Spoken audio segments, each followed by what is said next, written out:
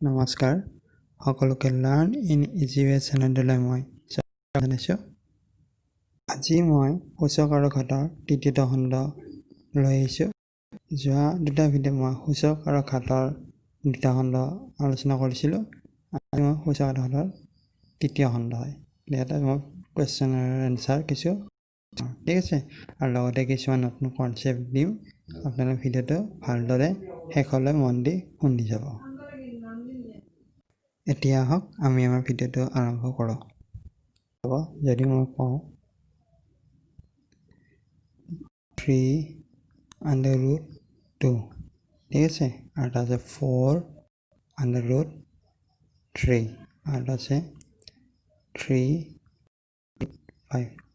এই চিৰিজটো যে আছে, মই যদি এই চিৰিজটো এচেণ্ডিং অৰ্থাৎ সৰুৰ পৰা ডাঙৰলৈ হৈ যায়, তেতিয়া আমি কেনেকৈ কৰিম? এতিয়া তিনি আছে ন, 3, 4 আৰু 3 আছে, এইকেইটা কৰি এলচিএম 4, 3 এলচিএম কিমান হ'ব? 12 হ'ব। ঠিক আছে, ডাঙৰ ল'ব পাৰে বা 48 ল'ব পাৰে, কিন্তু ডাঙৰ ল'লে একে কথাই, সৰু ল'লে এতিয়া চাব 3ৰে 12 কেইবাৰ 4 বাৰ যায়। এই 4টো 2ৰ পাৱাৰ 2 থাকিল 4।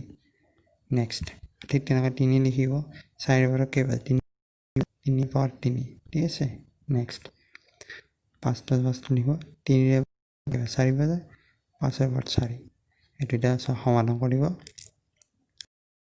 2 3 4 মানে কিমান আছে? কিমান হ'ব? 2 2 4, 4 2 8, 8 2 16, 16 হ'ব। আৰু 3ৰ পাৱাৰ 3 মানে 27, আৰু 5ৰ পাৱাৰ 4 মানে 6 to 5 হ'ল। এইটো আমি এনেকৈ পাই গ'লোঁ। যিটো সৰুটো সৰু আটাইতকৈ লেছ দেন চিহ্ন দি দিছোঁ। ঠিক আছে, মানে এইটো আটাইতকৈ সৰু, তাৰপিছত এইটো, তাৰপিছত এইটো। ঠিক আছে, মই আৰু এটা উদাহৰণ দেখুৱাই দি আছোঁ। মই দেখুৱাওঁ 2√3 ঠিক আছে, 3√4 আৰু √2 ঠিক আছে। এইটো যদি আমি সদায় কেনে কৰিম, মানে এৰেঞ্জ কৰিব লগা হ'লে এচেণ্ডিং বা ডিচেণ্ডিং অৰ্ডাৰ কেনে কৰিম? ইয়াত 2, ইয়াত 3 আছে, ইয়াত একো নাই, ইয়াত 2 আছে। ৰুট চিনটোই এই ৰুটডাল যে 2 বুজায়, আৰু 2 3 2 এলচিএম কিমান হ'ব? 6 হ'ব। কাষত লিখি ল'ব 6টো। 2ৰে 6 কেইবাৰ যাব? এই 2টো দিলে, এই 2টোৰে 6 3 বাৰ যাব, 3 পাৱাৰ 3। ঠিক তেনেকৈ 3ৰে 6 2 বাৰ যাব, 4 পাৱাৰ 2 হ'ল। 3 ইয়াতে কি আছে? 2 আছে, ইয়াতে এখন এটা আছে, লিখি নিদিব পাৰে কেতিয়াবা, এইখিনি লিখি নিদিলে বুজি যাব 2 আছে। 2ৰে 6 কেইবাৰ? 3 বাৰ যাব, 2 পাৱাৰ 3 হ'ল। এটা সমাধান কৰোঁ, 3 পাৱাৰ 3 হ'লে কেনে হ'ব? 3 যে 3টা পূৰণ কৰোঁ 27, ঠিক তেনেকৈ 4 16, আৰু 2 3টা পূৰণ 8 হ'ল। এতিয়া ইয়াতে আটাইতকৈ সৰু কোনটো হ'ল? 8 আটাইতকৈ সৰু। 8 মানে কি পাইছিলোঁ? √2। এটা আটাইতকৈ সৰু। আটাইতকৈ ডাঙৰ কোনটো হ'ল? 27, আৰু আটাইতকৈ এইটো √2 √3 হ'ব। ঠিক আছে, তো এনেকুৱা ধৰণৰ যদি আমি এনেকৈ সমাধান কৰি উলিয়াব লাগিব। ঠিক আছে, আজি আমাৰ যিটো প্ৰেক্টিছ আছিলে, এই প্ৰেক্টিছ সম্পৰ্কে আলোচনা কৰিম।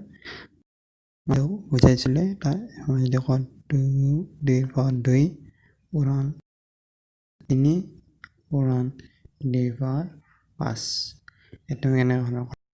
আমাৰ তলত আধাৰ একে আছে, বেছ একে আছে। বেছ একে থাকিলে কি ওপৰৰ যিকেইটা পাৱাৰ আছে, সেই পাৱাৰকেইটা যোগ হৈ যায় ন।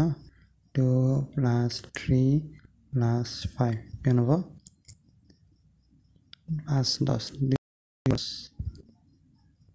ঠিক আছে, আকৌ যদি কওঁ এবাৰ 3 দিওঁ 5, 5ৰ পাৱাৰ 2 ডিভাইডেড বাই 5ৰ পাৱাৰ 1, এইটো কিমান হ'ব?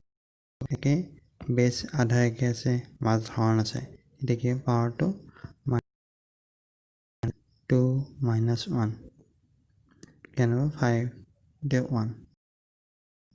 এইটো হৰণৰ ক্ষেত্ৰত এনেকুৱা হয়। মই আৰু এটা নেক্সট উদাহৰণ দেখুৱাই আছোঁ। মই এইটো দেখুৱাই আছোঁ। যদি মই কওঁ 8 নহয়, 8 নলওঁ বাৰু, 7ৰ পাৱাৰ 5 ডিভাইডেড বাই 2 একেবাৰে চেম প্ৰশ্ন 7 বেছ একে আছে মাজত হৰণ আছে ওপৰ পাৱাৰ দুটা কি হ'ব মাইনাছ হৈ যাব 5 - 2 অৰ্থাৎ 7 পাৱাৰ 3 ঠিক আছে এইটো হৈছে ইয়াৰ এনসাৰ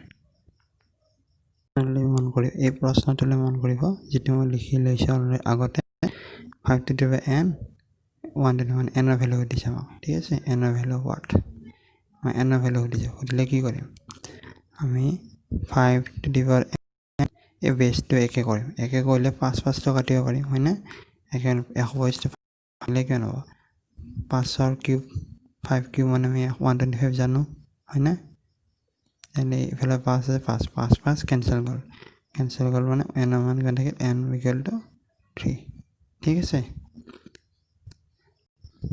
মই নেক্সট আৰু এটা উদাহৰণ দি আছো বুজি পাব আৰু সৰল মন কৰিব ইয়াত আছে 64 * 16 = 4 to the power n আমাক n ৰ মান দিছে ঠিক আছে প্ৰথমে মন কৰিব আমি কি বেস বনাম বেস কেনেকা যেতিয়া একে তেতিয়া বেসটো কাটি যাব তেতিয়া আমি n মান পাম হয় না নহয় যদি 4 থাকে n মান নাপাম এই বেস আছে 4 বেস আছে মানে আমি এটো বেস 4 বনাব লাগিব ঠিক আছে 64 লাগিব এতিয়া 4 কেনেকা ভাঙিব লাগিব 64 যদি 4 ভাঙা যায় কি 4 4 3 and 4 to the power 3 মানে 64 ঠিক ইনটু স্কয়ার যদি সাইড ভাঙো কেন হ'ব 4 স্কয়ার and 4 দুটা ভাঙো 16 পাম 4 to the power n hall next base একে আছে আধার একে আছে 4 আর 4 পাওয়ারটা কি যোগ হয়ে যাবে মানে 4 to the power 5 ঠিক তাহলে 4 to the power